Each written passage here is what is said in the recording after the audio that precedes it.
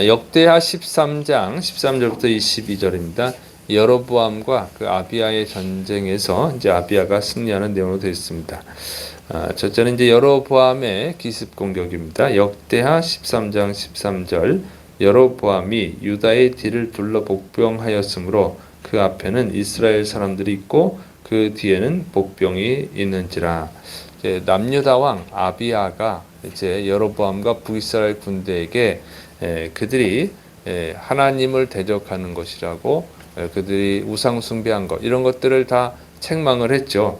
자, 그것을 얘기하고 있는 동안에 이제 이 여로보암이 북이스라엘 군대를 이제 일부를 그 남유다 군대 뒤쪽으로 보내가지고 포위를 한 거예요. 그래서 이제 기습 공격을 하려고 한 것이죠.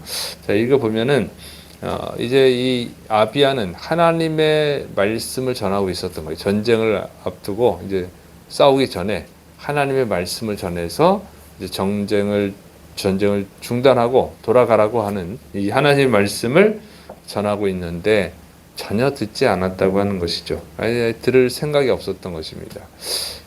그래서 결국은 하나님과 완전히 상관없는 사람이 된 것이죠. 자, 이렇게 하나님은 이제 아비야가 전쟁을 앞두고 이렇게 얘기를 한 것은 하나님이 그의 입을 통해서 회개할 기회를 주신 것인데 전혀 회개할 생각이 없었고 들을 생각도 없었다고 하는 것입니다. 이렇게 아무리 하나님께서 기회를 주셔도 그것을 거부하는 자들이 있어요. 그래서 하나님은 항상 기회를 주시는 분입니다. 그런데 그 기회를 아예 거부하는 사람도 있다는 거예요. 그래서 구원받지 못하는 것은 그 사람의 책임이에요. 구원을 받을 기회를 주는데도 아예 거부해 버리기 때문에 구원을 받지 못하는 것이죠. 그래서 예수님께서 들을 귀 있는 자는 들을지어다 그랬는데 들을 귀가 있다고 하는 것이 축복이에요. 일단 들어야죠. 주의 말씀을 들어야 되는 줄을 믿으시 바랍니다. 그러니까 하나님의 말씀을 자꾸 듣는 것이 그 사람이 축복의 사람이라는 거예요. 그러니까 하나님의 말씀을 듣기 싫어하면 아예 이제 기회를 놓치게 되는 것이죠. 그래서 우리는 듣는 그런 자세를 가져야 될 줄을 믿으시 바랍니다. 물론 듣는다고 하는 것은 말만 듣는다는 것이 아니에요. 듣고 순종하는 건데 이제 순종하는 단계까지 가기 전에는 또 일단 많이 들어야 됩니다.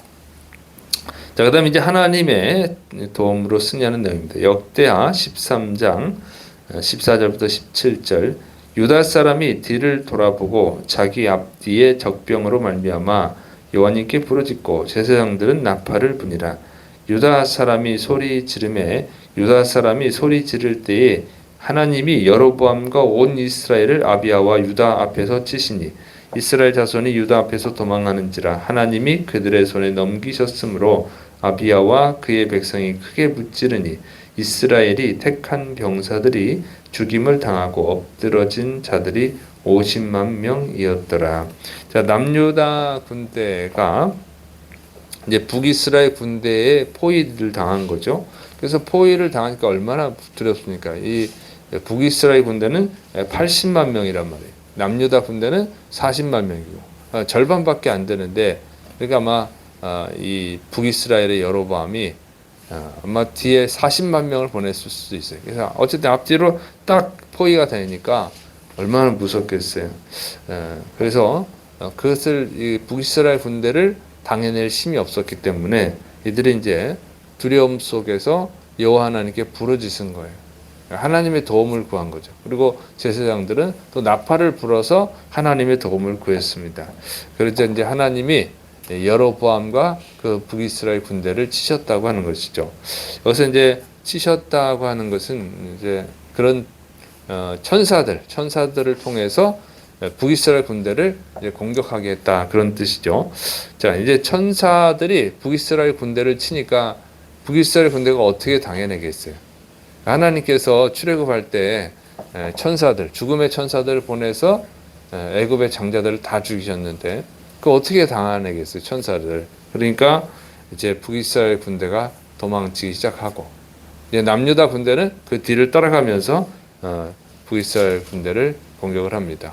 그래서 북이스라엘 군사들이 50만 명이 죽었다 하는 거예요. 50만 명. 80만 명인데 50만 명이 죽은 거예요.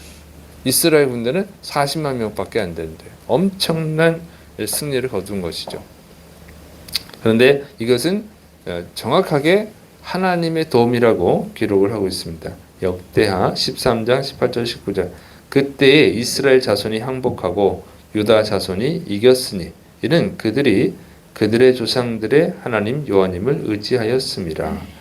아비야가 여로보암을 쫓아가서 그의 성읍들을 빼앗으니 곧 베델과 그 동네들과 여사냐와 그 동네들과 예브론과 그 동네들이라. 자, 이렇게 하나님이 하나님을 의지했기 때문에 하나님이 도와주셔서 승리했다고 하는 것을 가르쳐 주는 거예요. 그래서 우리가 하나님을 믿는 것이 정말 축복인 줄을 믿으시 바랍니다. 우리 삶 속에서 항상 분리할 수 있는 상황들이 있어요. 부족한 면들이 있을 수 있어요. 그러면 사람들이 다 두려워하거든요.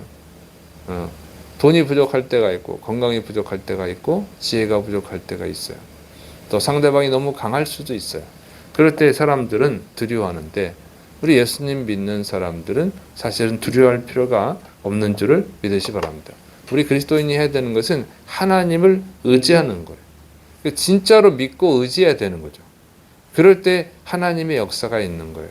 하나님 의지하는 자는 승리하는 줄을 믿으시 바랍니다. 성경의 역사가 그렇게 다 돼 있죠. 이 다니엘이 기도하면 죽인다고 할 때 기도하죠. 오히려 더 기도하고 사자굴에서 살아났습니다. 그러니까 하나님이 도와주시니까 그런 거예요. 엘리야가 이 바알 선지자들과 대결을 할 때 이 바알과 아합왕은 이제 엘리야를 죽이려고 그러고 바알 선지자들은 450명이나 되고 어떻게 이기는? 그런데 엘리야는 단지 기도했을 뿐이에요. 하나님이 하늘에서 불을 내려서 승리하게 해주셨습니다. 그러니까 중요한 것은 진짜로 그걸 믿고 기도하는 거죠. 이 사람들이 이 전쟁터에서 하나님께 부르셨고 하나님이 도와주셨다 기록하고 있어요. 그래서 하나님께 부르짖는 기도를 해야 되는데 안타까운 것은 실제 삶 속에서 어려움이 나오면 어려움을 당하면 어떻게 돼요? 성도들이 원망하고 불평하고 두려워하고 이런 게 많다는 거예요. 그리고 이제 기도를 해도 하다 중단 조금 하고 말고 그러면 하나님의 역사를 체험할 수가 없어요. 정말로 간절히 기도하고 인내하면서 기도할 때 승리할 수 있는 줄을 믿으시 바랍니다. 자, 그다음에 이제 아비야의 형통과 죽음에 대해 기록합니다. 역대하 13장 20절부터 20절 아비야 때에 여로보암이 다시 강성하지 못하고 여호와님의 치심을 입어 죽었고 아비야는 점점 강성하며 아내 14을 거느려 아들 22과 딸 16을 낳았더라. 아비야의 남은 사적과 그의 행위와 그의 말은 선지자 이도의 주석책에 기록되니라. 그래서 이제 전쟁에서 패배한 여로보암은 다시 이스라엘 군대를 재건하지 못하고 이제 회복 불능의 상태에 빠졌다는 거죠. 자, 그러니까 이제 80만 명의 군대가 있었는데 그 중에 50만 명이 죽었으면 어떻게 다시 재건하겠어요? 또 30만 명은 그러면 다 건강하겠냐? 부상을 입었겠죠. 부상 입은 사람도 많고. 그러니까 다시는 이제 회복을 못했다 그 얘기입니다. 그리고 하나님이 여로보암을 쳐서 그는 결국 죽었다 이렇게 말하고 있어요. 그래서 치셨다는 여기서 치셨다고 하는 것은 심한 질병에 걸리게 했다 그런 뜻이죠. 그러니까 아까 전쟁터에서는 죽이는 거고 여기서는 심한 질병에 걸렸음을 의미합니다. 그래서 이 하나님이 주시는 기회를 아예 거부한 사람, 그러니까 하나님의 주시는 기회를 거부하면 결국 멸망당하는 것밖에 없다고 하는 거예요. 그래서 이 하나님이 주시는 기회는 절대로 이 거부하면 안 된다. 하나님의 말씀을 듣는 것을 포기해서는 안 된다 하는 것을 알려줍니다. 그리고 이제 반대로 아비야는 이제 하나님께 복을 받아서 점점 더 강성해졌다. 그래서 아내 14명을 얻고 아들 22명, 그 아내 14명을 통해서 아들 22명과 딸 16명을 이제 얻게 됐다. 딸 6명을 얻었다. 16명. 이렇게 기록하고 있죠. 그러니까 이 성경에서 이 왕들이 아내가 많고 자식이 많으면 복을 받은 상징으로 보여요. 자, 그래서 이제 이 아비야는 하나님을 의지한 결과 더 잘됐다 이렇게 기록을 하고 있는데, 그런데 이제 열왕기상 15장에서는 이 아비야에 대해서 부정적인 면을 기록하고 있다고 그랬죠. 자, 열왕기상 15장 3절부터 4절 보면 아비야 및 그의 아버지가 이미 행한 모든 죄를 행하고 그의 마음이 그의 조상 다윗의 마음과 같지 아니하여 그의 하나님 여호와님 앞에 온전하지 못하였으나 그의 하나님 여호와님께서 다윗을 위하여 예루살렘에서 그에게 등불을 주시되 그의 아들을 세워 뒤를 잇게 하사 예루살렘을 견고하게 하셨으니 이렇게 되어 있습니다. 그래서 열왕기상 15장에서는 아비야가 아주 그 믿음이 안 좋은 것으로 기록하고 있죠. 그러니까 이걸 보면은 하나님이 이제 복을 주셔서 아비야가 강성해졌는데, 강성해진 후에는 이제 교만해진 거죠. 교만해져 가지고 또 잘못된 믿음 생활을 한 것으로 보입니다. 그런데 지금 이 역대하 13장에서는 이 아비야의 이런 잘못된 면을 기록하지 않고 있다는 거예요. 그 이유가 있어요. 이것은 이제 역대상하는 에스라가 바벨론에서 포로 생활하다 귀환한 그 사람들의 신앙을 위해서, 신앙 지도를 위해서 기록한 거라고 그랬죠.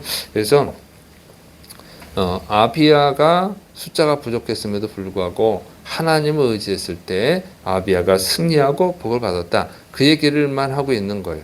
지금 그걸 교육하기 위한 거죠. 아무리 지금 그 바벨론에서 포로 생활하다 돌아왔으니까 얼마나 상황이 안 좋습니까? 그 상황이 안 좋으면 믿음이 떨어지고 원망 불평이 나오잖아요. 그렇게 하지 말고 아비야가 하나님을 의지했을 때는 승리했다. 그 얘기만 하고 있는 거예요. 그러니까 사람이 다 좋은 면이 있는 건 없잖아요. 사람이 완전한 사람이 없잖아요. 잘하는 면도 있고 잘못하는 면도 있죠. 지금 그 잘하는 면을 얘기하고 있는 거예요. 자, 그래서 하나님만 의지하면, 즉 이 포로에서 돌아왔는데 적군들이 괴롭히니까 그런데 적군을 이길 힘은 없고 그러니까 그것이 중요한 것이 아니고 하나님을 의지하는 게 중요하다. 하나님을 의지하면 승리할 수 있다. 하나님을 의지하면 복을 받을 수 있다. 우리가 지금 숫자가 적지만 이렇게 아비야가 강성해지고 번성한 것, 자손들이 번성한 것처럼 너희도 하나님만 의지하면 잘 되고 번성할 수 있다. 이 얘기를 이제 교훈하려고 하는 것이죠. 이 목적에 집중해서 쓰고 있는 것입니다. 중요한 것은 어쨌든 우리가 삶에 살다 보면 어려움도 많고 부족한 것도 많아요. 그런데 중요한 것은 그런 환경적인 문제가 아니고 하나님을 온전히 믿는 것이 중요한 줄을 믿으시 바랍니다. 그리고 변함없이 하나님을 의지하면, 하나님께 순종하면 끝까지 잘 되는 거예요. 지금 아비야는 좀 잘못된 면이 있지만 그러나 끝까지 잘 되려면 다른 거 없어요. 하나님을 끝까지 의지하면 하나님의 은혜를 받고 복을 받는 줄을 믿으시 바랍니다. 그리고 또 우리는 중요한 것이 이 세상을 소망을 두는 사람들이 아니잖아요. 세상에서 아무리 잘 돼도 죽어서 지옥 가면 그 무슨 의미가 있겠어요. 그래서 우리는 천국의 소망을 두고 사는 사람들이기 때문에 삶에 좀 어려움이 있어도 끝까지 하나님을 의지해야 될 줄을 믿으시 바랍니다. 그러면 결국에는 승리하고 영원한 복을 받는 줄을 믿으시를 바랍니다. 기도하겠습니다. 사랑이 많으신 하나님 아버지, 오늘도 생명의 말씀으로 우리를 가르쳐 주시니 감사를 드립니다. 변함없이 어제나 오늘의 영원토록 변함없는 그 하나님의 사랑을 믿고 우리도 변함없이 주님을 의지하고 순종하는 신실한 믿음의 사람들이 되게 하여 주옵소서. 예수님의 이름으로 감사하며 기도드립니다. 아멘.